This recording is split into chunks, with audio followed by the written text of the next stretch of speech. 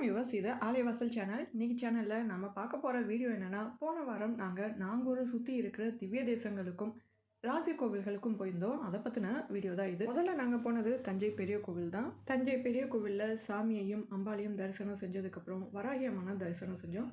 இங்கே முடிஞ்சதுக்கப்புறம் இந்த கோவில்லேருந்து 50 கிலோமீட்டர் தூரத்தில் கடகராசிக்கான பரிகார கோவில் இருக்குது.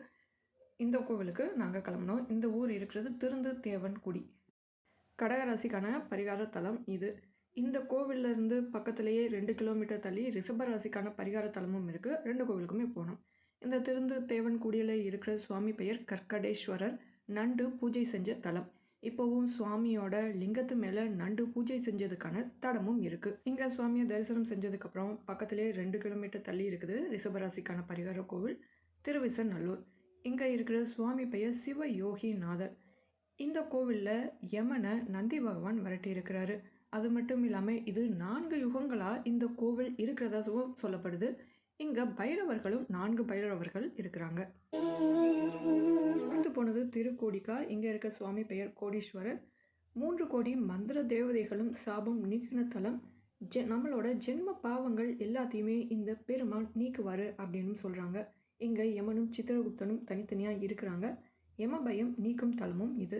இந்த கோவிலில் இருக்க இன்னொரு விஷயம் என்னென்னா, இங்கே 4 வேதங்களுக்கும் தனித்தனி 4 லிங்கங்கள் இருக்குது. இந்த கோவிலில் சாமி கும்பிட்டு முடியவே 12 ஆயிடுச்சு. நடை அடிக்கிற டைமும் ஆயிடுச்சு. அதனால் சாயங்காலம் 5 மணிக்கு மறுபடியும் கோவிலில் சாமி கும்பிட போனோம். சாயங்காலம் நாங்கள் முதல்ல போனது திருசாய்க்காடு. தமிழ்நாட்டில் காசிக்கு நிகராக இருக்கிற தலங்களில் இதுவும் ஒன்று. இங்கே இருக்கிற முருகன் கையில் அம்போட இருக்கிறாரு. இங்கே இருக்கிற சுவாமி பெயர் சாயா வனேஸ்வரர். இந்த கோவிலில் சாமி தரிசனம் முடித்ததுக்கப்புறம் நாங்கள் பக்கத்தில் இருக்க திவ்ய தேசத்துக்கு போனோம். இந்த திவ்ய தேசத்தில் பெருமாள் குடமாடு கூத்தன் அப்படிங்கிற பேரில் இருக்கிறாரு. இந்த ஊரோட பெயர் திரு அரிமேய விண்ணகரம். பெருமாள் குடத்தோட வந்ததுனால இவருக்கு குடமாடு கூத்தன்னு பேர் வந்ததாக சொல்கிறாங்க. பெருமாள் தன்னோட ஒரு காலை கீழே இருக்கிற வெண்ணெய் பானை மேலே வைத்த கோலத்தில் இருக்கிறாரு. இதுக்கடுத்து அடுத்த திவ்ய தேசத்துக்கு போனோம்.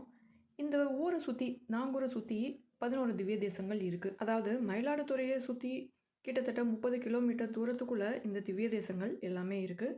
இந்த திவ்ய தேசங்கள் எல்லாமே கிராமத்துக்குள்ளே கொஞ்சம் இன்டீரியராக இருக்குது. கூகுள் மேப் போட்டு தான் போனோம். இங்கே இந்த கோவில்களை சுற்றி பார்க்குறதுக்குன்னு நம்மளுக்கு கைடும் இருக்கிறாங்க. இவங்களே நம்மளை கூப்பிட்டு போய் எல்லா கோவில்களையும் சுற்றியும் காமிப்பாங்க. இதுக்கு அடுத்து நாங்கள் போனது பார்த்தன்பள்ளி. இது திருவெண்காட்டில் இருக்குது. இங்கே பெருமாள் அதாவது கிருஷ்ணர் அர்ஜுனனோட தாகம் தீக்கிறதுக்காக இங்கே ஒரு தீர்த்தத்தை உருவாக்கி இருக்கிறாரு. நீங்கள் இந்த திவ்ய தேசத்துக்கு போகிறதா இருந்தால் சீக்கிரமாக போகிறது தான் நல்லது. ஏன்னா சாயங்காலம் 5லேருந்து 7:30 மணி வரைக்கும் தான் இந்த கோவில்கள் எல்லாமே திறந்துருக்கு. காலையில் போனால் பெரும்பாலும் 8 மணிக்கு மேலே தான் கோவிலே திறக்கிறாங்க. அடுத்ததாக போனது மணிமாட கோவிலில் இருக்கிற நாராயண பெருமாள் கோவில். இந்த கோவிலோட ஒரு விசேஷம் என்னென்னா, தை அமாவாசைக்கு அடுத்த நாள் இந்த கோவிலுக்கு மற்ற திவ்ய தேசத்து பெருமாள்கள் எல்லாமே வராங்க. இதுதான் இங்கே பெரிய உற்சவமாக இங்கே கொண்டாடப்படுது. இந்த சுவாமிக்கு பத்ரி நாராயணன் அப்படிங்கிற இன்னொரு பேரும் இருக்குது.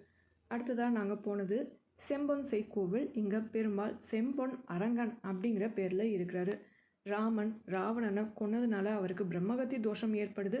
அதனால் அவர் தங்கத்தில் ஒரு பசுவை செஞ்சு அந்தனருக்கு தானமாக கொடுக்குறாரு. அந்த பசுவை வாங்கின அந்தனர் அந்த பொண்ணை விற்று இந்த கோவிலை கட்டுனதாக சொல்லப்படுது. செம்பொன் அரங்கரை தரிசனம் செஞ்சதுக்கப்புறம் மணி 7:30 ஆயிடுச்சு.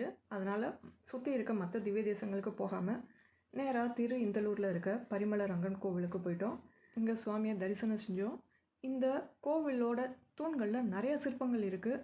வெளிப்பிரகார தூண்கள்லேயும் சரி உள்பிரகார தூண்கள்லேயும் சரி நிறைய சிற்பங்கள் இருக்குது. அது எல்லாத்தையுமே இங்கே ஃபோட்டோவை எடுத்தேன்.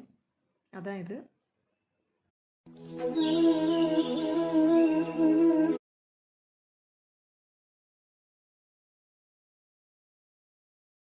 கோவிலில் சாமியை கும்பிட்டதுக்கப்புறம் நாங்கள் ரூமுக்கு போயிட்டோம். அடுத்த நாள் காலையில் தான் மற்ற திவ்ய தேசங்களை பார்த்தேன். அதை பற்றின வீடியோ பார்ட் 2ல் வரும். இந்த வீடியோவை பார்த்ததுக்கு நன்றி வியூவர்ஸ். வீடியோ பிடிச்சிருந்தா லைக், ஷேர், கமெண்ட். ஆலைவாசல் சேனலுக்கு சப்ஸ்கிரைப் பண்ணுங்கள்.